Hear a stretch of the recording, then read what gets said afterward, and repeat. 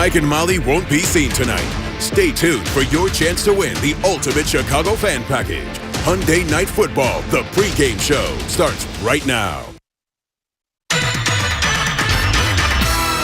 WCIU The U presents Hyundai Night Football, the pregame show. Come on, y'all. For the first time since we were still celebrating the new year back in January, the Bears are back at Soldier Field for a regular season game. The fans, they certainly look ready. We know the team is ready. Absolutely, the city is ready for a Bears game that counts in the standings. It's the Bears hosting the Eagles on a warm but beautiful late summer Monday night here in Chicago. Good evening, everybody, and welcome to Hyundai Night Football, the pregame show. I'm Jim Blaney. Thank you so much for joining us tonight. Nothing gets more overblown than the result of a team's first game of the NFL season. The 16 teams that win, they're all heading for the Super Bowl. There's no doubt about it. For the 16 teams that lose their opener, their fans may see nothing but impending disaster looming. The fact is, nothing can turn things around if you lose your opener like a win in the second game to go 1-1, and that's what the Bears are after tonight as the Philadelphia Eagles come to town. Joining us to get you ready for tonight's game are former Bears offensive lineman James Big Cat Williams and former Bears defensive lineman Israel Adonijah. Big Cat, Monday night, extra day. Is that a benefit to a team that loses their opener like the Bears did? Well, what you have to realize is we're creatures of habit. So Tuesday just turns into Wednesday for us. Wednesday turns into Thursday. Thursday turns into Friday. And it's the same schedule. You lose nothing, you gain nothing. So, Israel, is it safe to assume that as a player, you never even look at the calendar? You just know when the next game is coming up and then, hey, here's my off day and here's the days. You know, Big Cat hit it right on the head. We're locked in as players. Our routine is so set. The things that we do every single day, from practice to the game, it's locked in. Maybe on a game like this, you get a little bit of extra sleep. You know, you study a little bit more, but that's it. Well, the Bears have to get it back in gear because, of course, they dropped their opener 23-14 to the Houston Texans 8 days ago. But the Bears, they've put in a good week of work plus. And they are ready for a bounce-back performance tonight against the Philadelphia Eagles. The Eagles, by the way, they're coming in off of a 29-10 win over Cleveland. But because there's only 16 games in the regular season, losses hurt mentally and, of course, in the standings. Oh, man, a loss is never okay. I mean, it's important. All of them are. On a weekly basis, they're all important. So we're at home Monday night in front of our home fans, so it'll be an exciting atmosphere, and we need to win. My late dear friend, former studio partner and former Bear Doug Buffone taught me that football is a very simple game. You want to win?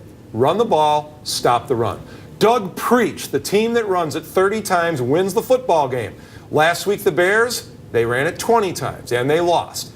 That has to change tonight against the Eagles. The Bears have to figure out how to run the ball, and it starts simply. Just get a good chunk on first down.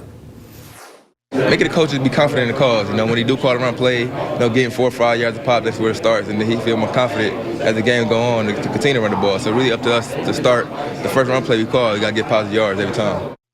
All right, so let's talk about the running game a little bit now. Big Cat, fact or myth? Offensive linemen would certainly prefer to run block than pass block. Oh, it's a fact. Because it's the only time, it's our only opportunity as offensive linemen to impose the will. You want to get it, you have your opportunity to just jump on defensive linemen, to beat them into the ground, and you can't do that when you're pass blocking. All right, sounds a little aggressive on my part, like you're getting beat on here. So talk about it on a defensive lineman's perspective, though, because I would have to think it's pretty demoralizing. You know, you look at the chains, 2nd and 6, 3rd and 2, 1st and 10. You're just giving up little chunks of yardage, but you find yourself staying on the field and backing up. Yeah, defensively, you never want to stay on the field. Demoralizing, I wouldn't say, but frustrating, yes. You know, in the game, defensively, we say bend but don't break. So we understand, yeah, the game, we need to get off the field. It might stretch out, but at any point, you can make a big play, a big takeaway to flip the momentum for that defense. So demoralizing, more so frustrating for a defense. Big Cat, everybody is in love with the passing game. The ball's flying all over the field. Receivers make great catches. Am I right? It's still a basic football game. If you run the football, you keep your defense off the field, you keep the clock moving, so many good things happen, right? Well, it seems like there's so many things that can go wrong when you're throwing the ball. You're talking about interceptions. You're talking about balls on the ground. When you're running the ball, everything's straight ahead. Everything's forward. You got the snap from the center, a handoff to a running back, and you're up the field and you're moving. So truly, Israel, is it a simple game? Run the football, you win the game. Yeah, right? it's definitely simple. The game starts in the trenches. It's won and lost in the trenches, and the safest way to do that is running and handing the ball off and that pounding that football. Here in Chicago, it's tough football, and that's how you win games. But one of the differences is the fact that now in the NFL, you throw to get the lead and then you run to run the clock out. We are working our way toward kickoff at Soldier Field as the Bears get ready to meet the Philadelphia Eagles. But first, when we come back, Kerry Sayers visits with one of the members of the '85 Chicago Bears about the special bond between that team's defensive coach, Buddy Ryan, and the defensive players. You're watching Hyundai Night Football, the pregame show on WCIU, The U. Hi, I'm Melissa Foreman. And I'm Jean Sparrow from You and Me right here on the U, live every weekday morning from 6 to 8 a.m. Coming up a little later is your code word for the ultimate Chicago fan package. Win an overnight stay at the beautiful Sheraton Grand Chicago downtown, limo service and dinner. Keep watching for your chance to win.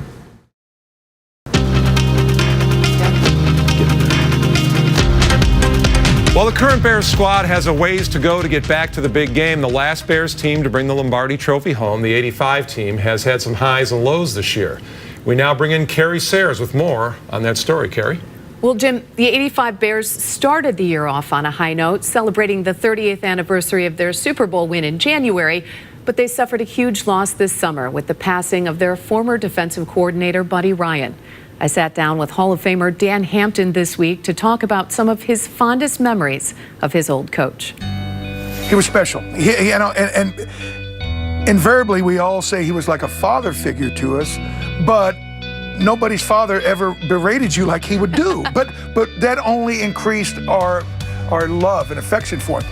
What was it about the 46 defense that was so perfectly suited for your team? Because when he got here, he didn't have great defensive players at every position.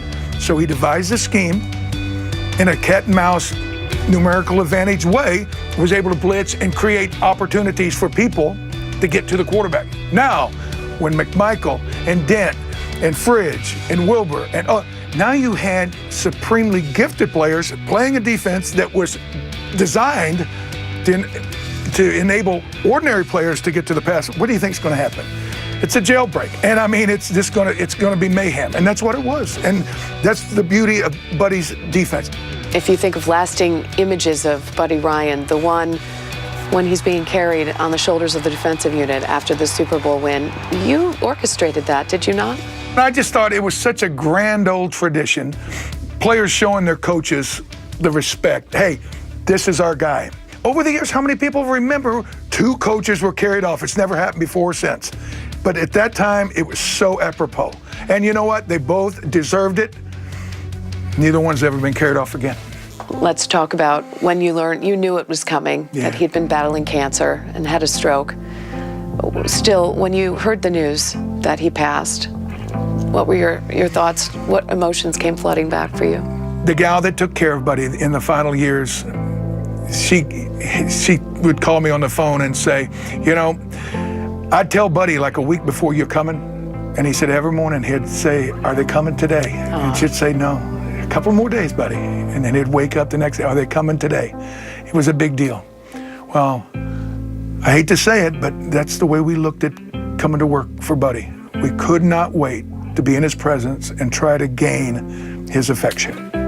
Is it hard to put into words what he did for you guys, not just as players, but as men? Each and every one of us, from Richard Dent to Otis to McMichael to Mike Hartenstein, Jim Osborne, all of us, we carry forth, you know, that spirit of Buddy Ryan. Because I had a lot of coaches, great coaches, but there'll never be anybody like Buddy.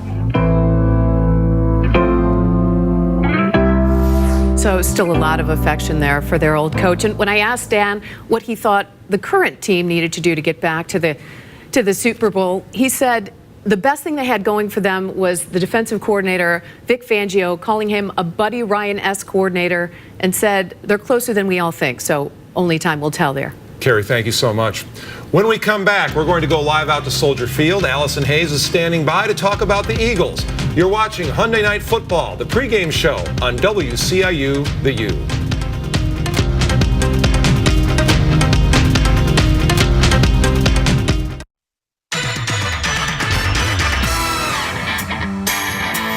Welcome back to Hyundai Night Football, the pregame show. A moment ago, we touched on the fact that even though the NFL is a passing league now, to win, a team has to be able to run the football. Joining us from Soldier Field right now is WCIU's Allison Hayes with more on one of the Bears running backs who's expected to get the running game going tonight. Hi, Allison. Hey, that's right. Jeremy Langford is by all means going to be very much necessary to get things rolling here for this team early on. You know, it's been a lot of conversation that it's running back by committee, but yet against Houston, Langford was in on 54 of 56 plays. Kadeem Carey, he only got on the field twice. He did get one carry at 4 yards, and then Jordan Howard, he didn't even play. So this is very much going to be a necessary time for him to have more productivity. Against Houston, though, Langford had 17 carries, 57 yards, 1 touchdown.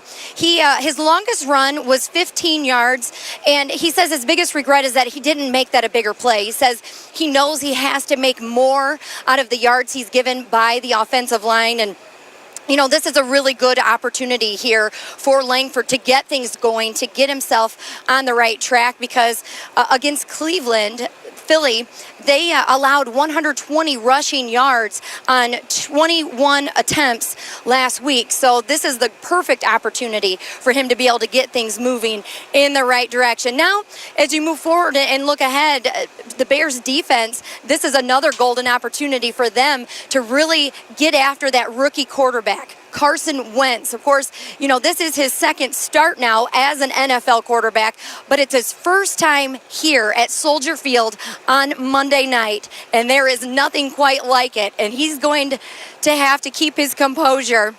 Now, if you look at what he was able to do, though, in that first start, he was pretty much flawless. 22 of 37, 278 yards, 2 touchdowns. What was most impressive, though, Wentz adjusted well to the different protections when Cleveland switched it up at the line of scrimmage. And something that was really noteworthy here is that this week was Wentz's first time practicing with the starting offensive line. And that means it was their first time working together on the silent count. Now, something that the Bears defense really needs to take advantage of is that silent count, getting after him, getting into his head early on, so they can really make some things a little bit uncomfortable for him. All right, Allison, thank you very much. We will check back in with you in a little bit. All right, Big Cat. Now, I'm going to get really out on a limb here because I don't evaluate film. I watch football. But I did watch the Eagles play the Browns last Sunday, and one thing that I think that I noticed, and tell me if I'm wrong, is the Eagles did some things to make it easier on a rookie quarterback. Quick drops, 2 steps, boom, the ball is out. Rolled him out to get him away from the protection. So are those good ways to protect a rookie quarterback? Definitely. Anytime you can get the ball out of the quarterback's hands fast, it makes it easier for everyone. Short routes for the wide receivers, 3-step drop blocks for the offensive line. Makes it easy for everybody. Okay, so Israel, what are the Bears going to do? Because there's 2 approaches you can use against a rookie quarterback. Is you can drop and cover, not rush very many people and hope he finds somebody open, or you try and trick him and fool him because he just don't have the experience. So what's the better way to go, or both? I think it's a little bit of both, and ultimately you got to just be ready to adjust, and it'll be interesting to see what Fangio does. But ultimately, you got to hit him early, you got to put pressure on him, you got to put him into situations where he's got to think quickly. You know, he's a rookie quarterback. This is the biggest stage he's ever been on, and with a great defensive scheme, he will break under the pressure. So tell me, you're a defensive player, you're getting ready to play a rookie quarterback. You can't wait to get on the field, can you? Oh, absolutely. You're ready. You're foaming at the mouth. You're ready to put that first hit on him and welcome him, you know, to Monday Night Football. So, from an offensive standpoint, James, you got a rookie quarterback in the huddle. You got him. He's your guy. He's got to lead the team, but he's a rookie. So, as an offensive player, does that put any additional burden on the offensive players? Because you got to make sure that he knows, like, even though you're a rookie, you're the guy. You're the leader. Yeah, but as an offensive player, you have to make him feel calm. You have to calm him down. You have to not let the situation get too big for him. And if he can relax during certain situations, you know you've got a good one, and he's going to take you a long way. But it's difficult, right? Oh, it's difficult to be a quarterback in the NFL. It is. Well, we will see. And remember, he was facing the Cleveland Browns last week, so it's a big asterisk right there for you. It was a beautiful late summer day here in Chicago, almost a record-setting day as far as the heat is concerned. We don't expect weather to be a big factor in tonight's game, but why don't we get some particulars? Here with our game night forecast is Cheryl Scott of ABC 7. Monitoring the weather right here from Soldier Field, and where we are looking at a dry start to this game, we could find some showers beginning to move in during the second half or even right at the game end. So something we're monitoring, but it's going to be a mild one. We'll have temps into about the upper 70s to low 80s throughout the entire game, and it's also a little bit breezy. We have winds out of the south and west at about 15 to 20 miles per hour. So again, mostly dry, but the threat of some rain as we get closer to the end of this game. And the players need to hydrate. Tune in tomorrow to watch Jose Sanders, Cheryl Burton, Jerry Taft, and Jim Rose at their regular time for ABC 7 Eyewitness News on WCIU The U. We are getting closer and closer to the kickoff of tonight's game. Bears and Eagles are ready to meet at Soldier Field. You're watching Hyundai Night Football, the pregame show on WCIU The U.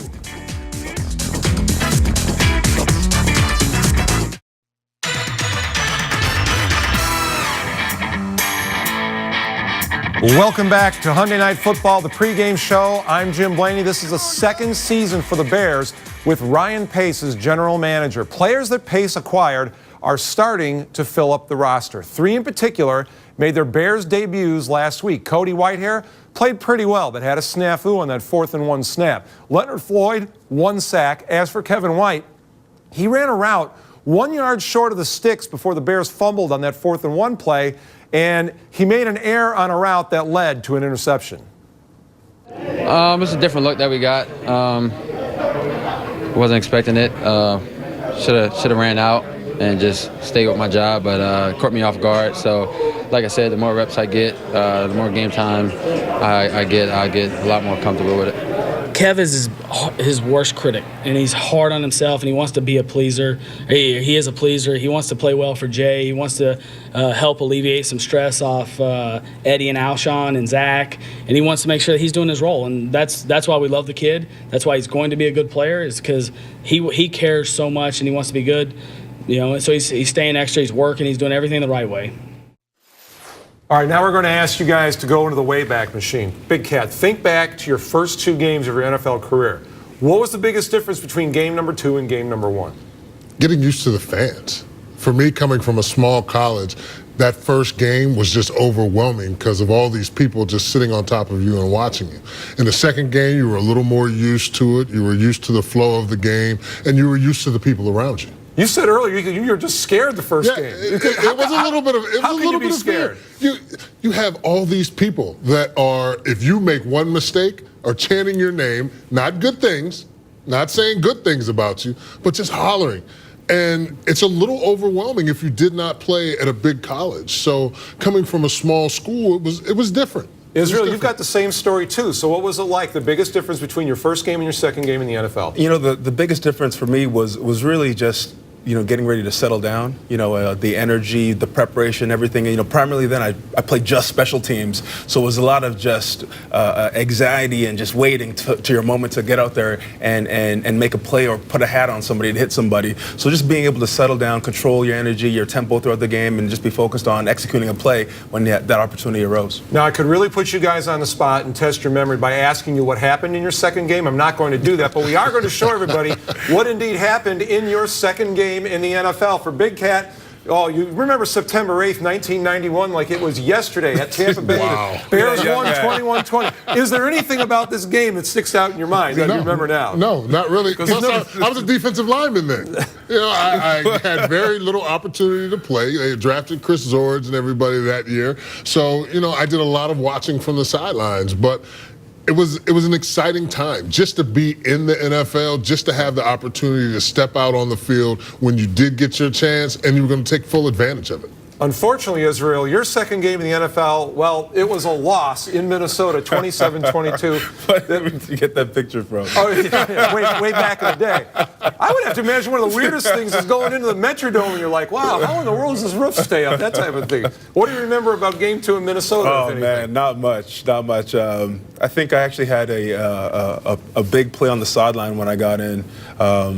But just for the most part, I was just a young kid out there just trying to make a play to prove that, hey, I deserve to be out here and a part of this team and to dress, again, the following week. True or false? Is it a steep learning curve just to be a pro for a second game versus the first game you ever, suit up in the NFL? I'd say it's true. It's especially, I was 22 at that time, so there's, you're just always learning, and being surrounded with great veterans is a big part of accelerating that learning curve. We are getting closer to kickoff between the Bears and the Eagles. You are watching Hyundai Night Football, the pregame show on WCIU, the U.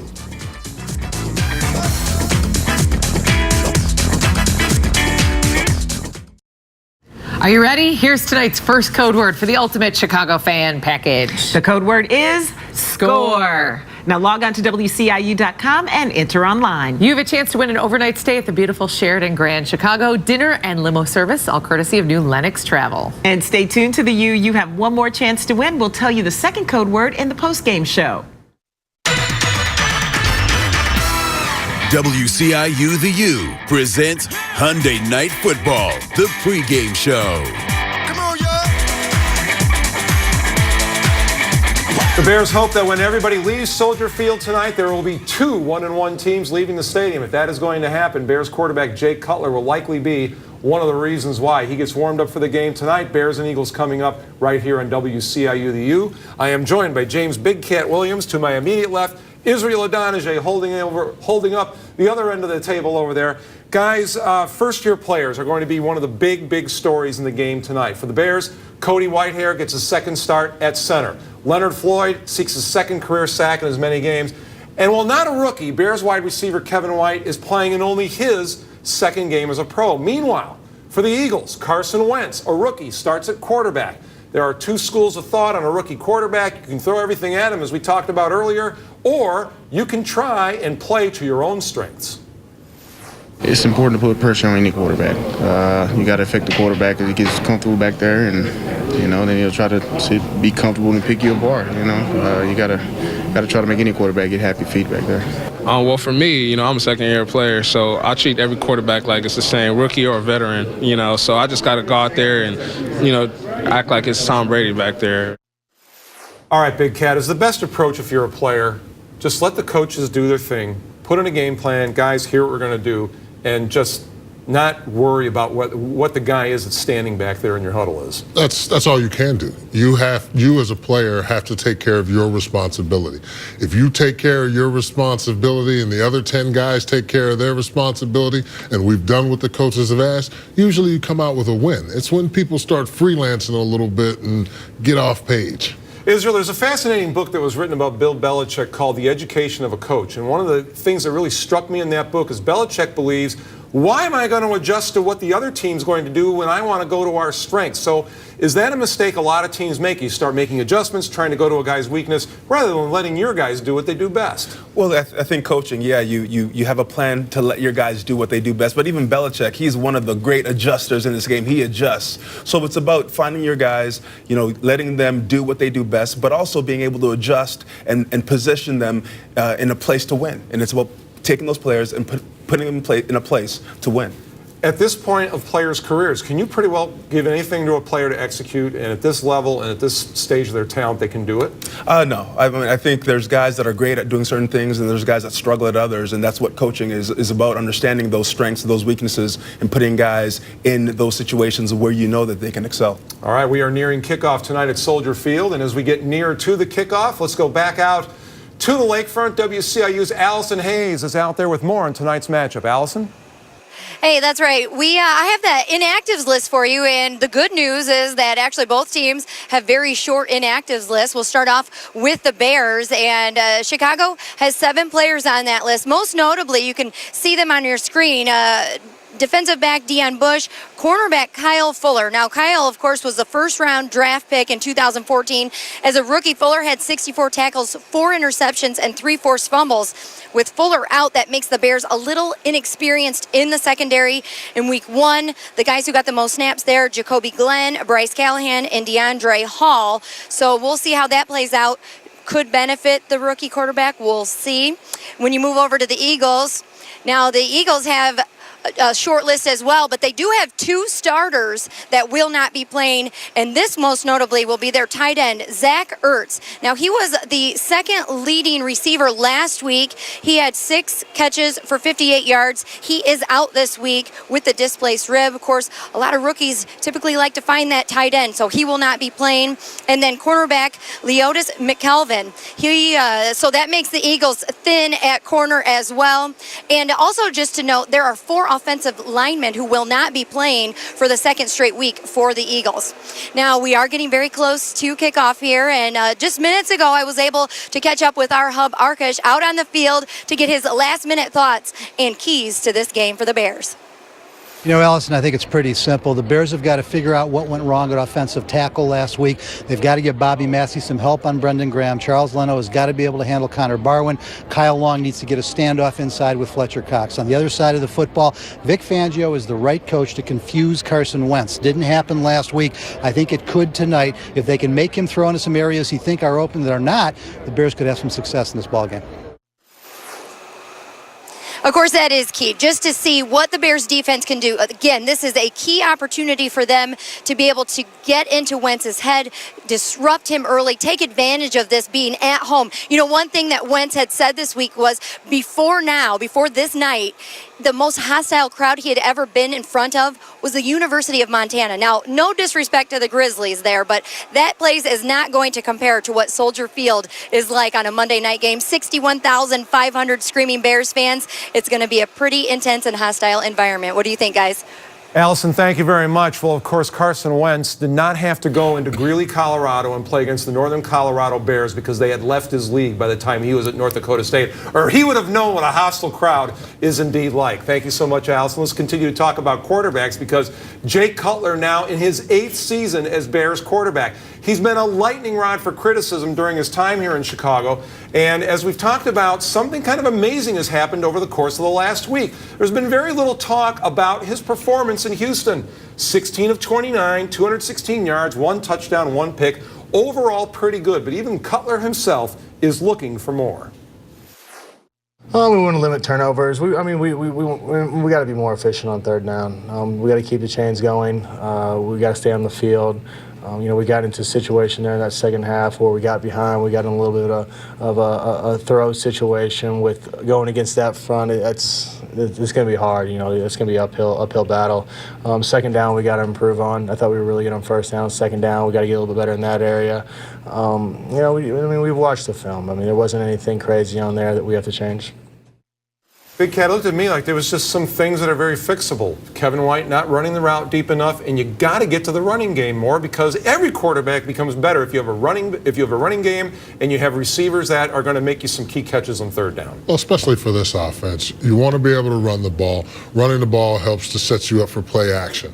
Play action is what Jay's good at. He's good at getting the ball down the field when he doesn't have pressure on him. So they're gonna run the ball to keep the pressure off of him, hopefully. But Israel, that's the key. Is play action doesn't fool any defensive guy if you're not running the football with any kind of success. Absolutely, you need to establish the run to make that play action believable, to make it real. And in doing that, you ultimately got to protect him. We saw they had 5 sacks, on Jay. You protect this quarterback, protect Jay, and we'll be in really great shape. Okay, I know players all the time talk about one game at a time. The fans, we look ahead. So I'm willing to bet that you guys haven't even looked ahead at the schedule for what lies ahead for the Bears. But we're going to right now because they will play next Sunday night against the Dallas Cowboys. And then they get into a division game against the Lions. And really the meat of the schedule, guys, is at the end of October because you've got 2 division games coming up right before the bye week. So here's my question for you. And by the way, that October 31st game, you can see that right here on WCIU the U. When you guys look at the schedule, is maybe the only thing you look at is when that bye week hits, Big Cat? As a player, yes. Yes, you look at, you always look at the schedule. You're going to look to see who you're playing. As an offensive lineman, you're thinking about the competition that you're going up against. So, it's a lot of more players look at it than they say they actually do. All right, when we come back, we are going to go to prediction time. We're going to say what we think will happen in tonight's game. You are watching Hyundai Night Football, the pregame show on WCIU The U.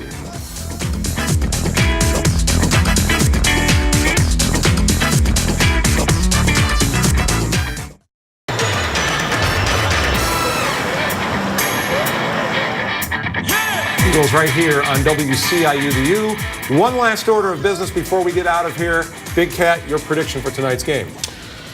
I'm going 21-17. Bears over the Eagles. Bears get the running game on track. Jay's able to throw for over 300 yards, and we get a couple great diving catches from Alshon Jeffries. Israel. You know, I'm going to go 17-10 Bears.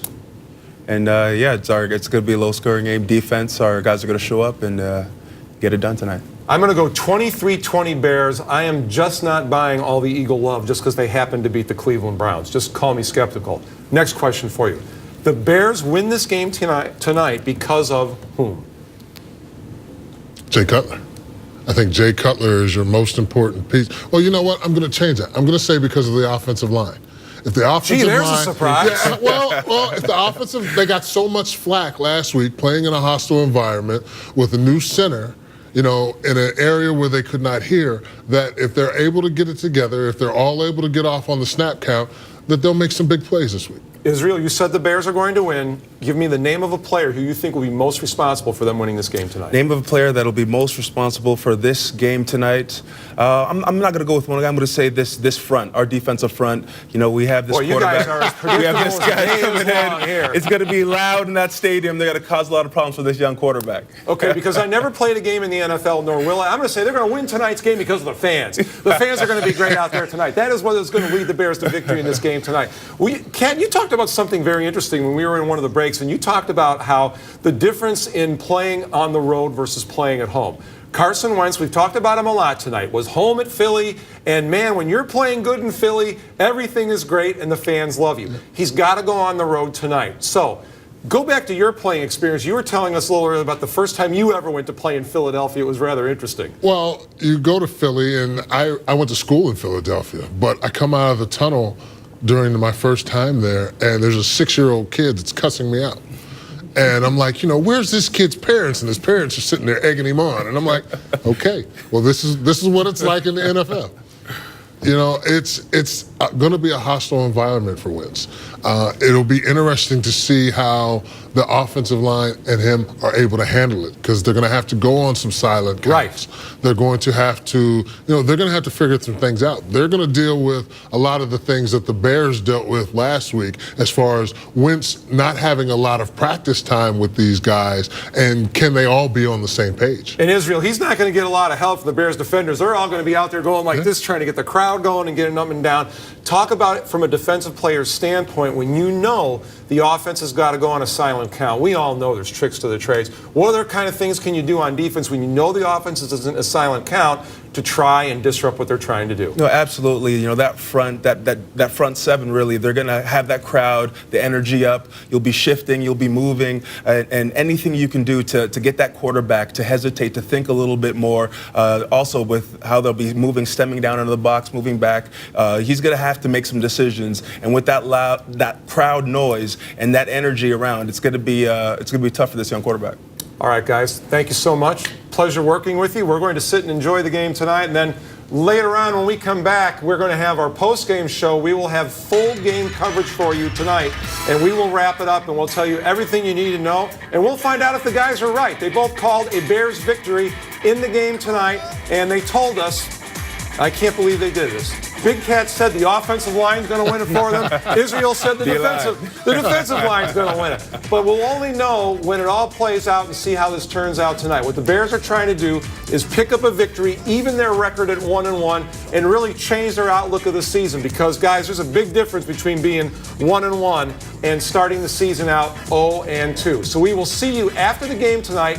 Full, complete post-game coverage. In the post-game, we'll hear from Allison Hayes, we'll hear from Hub Arkush, and we also hope to hear from John Fox after what these guys are telling us is going to be a Bears victory. For Israel Adonijah and for James Big Cat Williams, I'm Jim Blaney. Thank you so much for joining us. You have been watching Hyundai Night Football, the pregame show on WCIU The U.